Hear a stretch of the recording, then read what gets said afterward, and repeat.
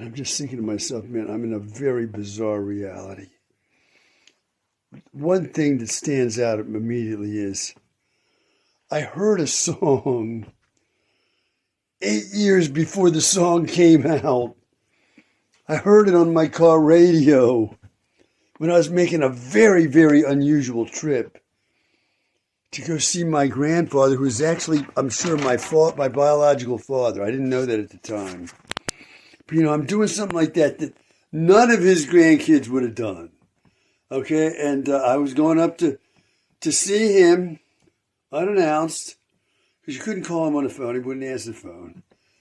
And I drove up there and I hear this song, Burning Down the House. Now, I didn't plan on dwelling on this, but apparently that song came out in 1983. Now, why is that significant? Because in 1983,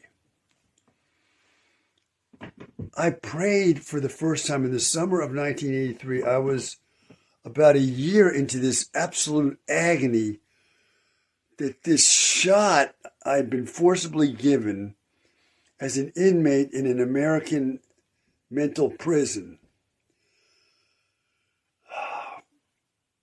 This shot was supposed to be a shot of that psychotropic medicine given to the severely ill with a mental disease.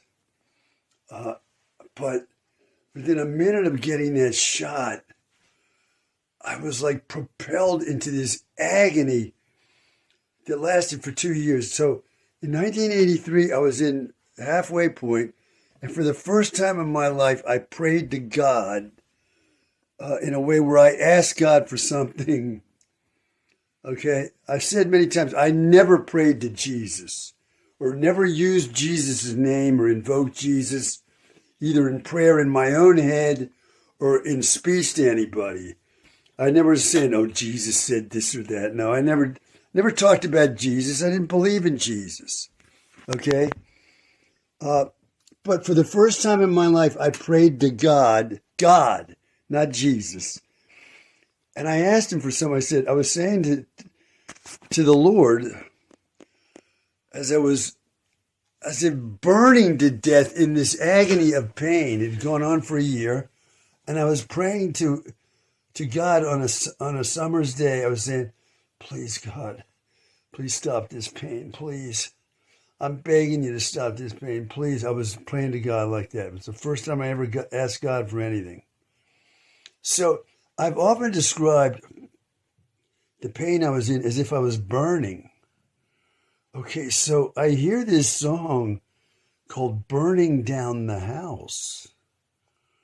I hear it in 1975.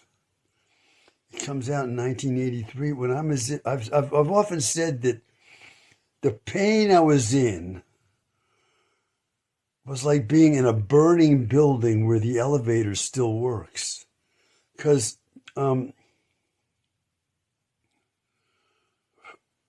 people could say to me, how are you? I'd say, fine. And I could talk, and I was burning up in agony. But it was like my head was divided somehow. And I was closed off in this agony, couldn't communicate it to anybody. I tried sometimes to say, I'm in this pain. Because I do remember distinctly trying to tell my younger sister one time, I'm in pain. And she said, she was talking to me like the pain was metaphorical. I was saying, no, I'm in pain like somebody hit you in the head with a hammer. It's physical pain. I was trying to tell her. She didn't get it. She was like, oh, how do you try? People are suffering, and suffering pain, and it's all metaphorical. Now I said, this is not metaphorical. I'm in physical pain, I was trying to say. But anyway, I couldn't communicate that because apparently I didn't look like it. And I was able to even say such things while in the midst of it. This is how bizarre it was.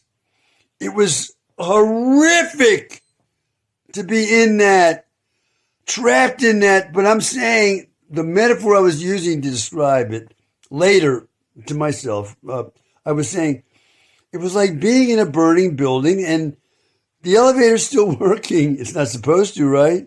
You're not supposed to get an elevator when there's a fire because the electrical circuits are going to burn up and you'll be stuck in there. So, but I'm saying in this building, the elevator works fine, which means, how are you? I'm fine. And I was not fine. What is today? It's Wednesday. And whoa, I'm burning. I'm in a goddamn burning building, but you can't see it. And I can't express it either. It was horrific like this.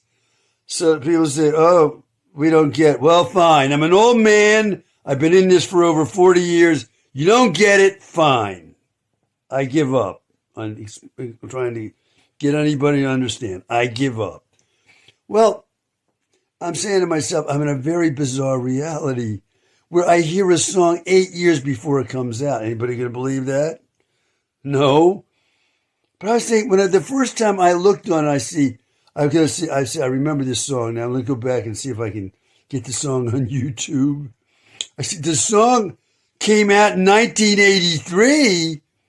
I heard it in December 1975. How did this happen?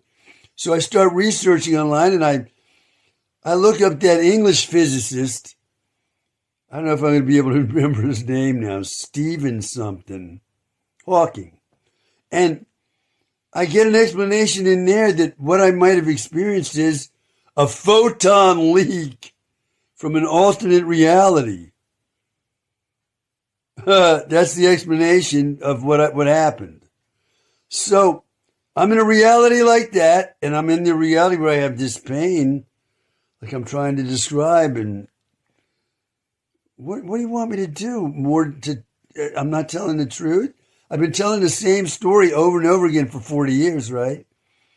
There's nothing inconsistent. I've been talking about this for over 40 years. I'm lying for some reason. Well, what reason would I have to lie about something like this? Okay, I've proved I'm no liar in my life. I've proved that. Yet nobody's going to believe me. Okay, fine. Okay. So I'm in this very bizarre life, and I say to myself, I didn't do anything to deserve this life. I've been good, and I've been this horrific life where it's been like a long punishment. And I say, okay, I'm Jesus, but I'm no Jesus, and I don't admire Jesus and don't worship him. So I don't want to be Jesus, so I'm not Jesus. Okay, somebody who was good and murdered because he was good. Okay, that's not me. Okay, so I'm saying to myself, I'm in this weird life, and even my own mother, one of the last things she said to me in her life was, she said, AJ, you didn't deserve the life you got. You just didn't. It was one of the last things she said to me. She was right. I did not deserve this life. It's been a long punishment. I never did anything wrong to merit this. So I'm just thinking about this. Tonight is, what is the date? I think it's the 28th. It's 4:03 a.m. on Friday, May 29th. That's all from me for now.